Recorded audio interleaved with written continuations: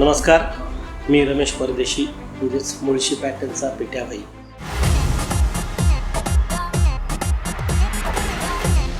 खरं तर या कॅम्पसबद्दल मी आधी खूप काही बोललोय, पण तीच भावना प्रत्येक वेळेला वेगवेगळी असते, आली की सेम असते. कारण त्या तुमच्या कॅम्पसच्या गेटमधून ज्या वेळेला आत आलं ना एकदा, की शिक्षणाचं वातावरण ज्याला काही म्हणतात ना, ते हळूहळू जाणवायला लागतं. विद्यार्थ्यांना नक्की काय हवंय, भविष्यात त्यांना कसल्या इन्फ्रास्ट्रक्चरची गरज आहे, ही फक्त मला वाटतं याच विद्यापीठाने ओळखलंय.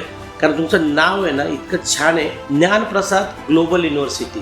म्हणजे मी मगाशी जाणून घेतलं, मला फार विशेष वाटलं की ज्ञान म्हणजे ज्ञानदेवाचं ज्ञान, म्हणजे जे आपले मोठे साहेब आहेत डी वाय पाटील साहेब, त्यांचं ज्ञानदेव, पी डी पाटील सरांचं प्रसाद, आणि या सगळ्यांचा मिळून एक ग्लोबल विचार, याचं हे विद्यापीठ. इतकं सुंदर नाव खरं तर आहे. म्हणजे माझं शिक्षण भारतीय विद्यापीठात झालं, पण एवढं मोठं इन्फ्रास्ट्रक्चर अद्ययावत. आता मी स्टडी रूममध्ये एक जस्ट चक्कर मारून आलो, तर खरंच ती लायब्ररी वगैरे अशी होती की तिथं बसून आहे ना कॉन्सन्ट्रेशन करून खरंच अभ्यास करू असं म्हणजे वाटत होतं की करावं.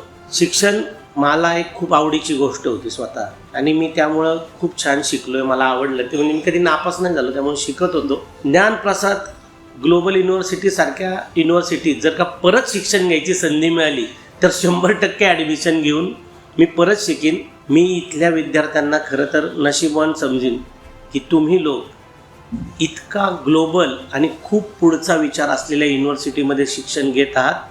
हे शिक्षण तुमचं कधीच वाया जाणार नाही आणि यश तुम्हाला नक्की मिळेल. धन्यवाद.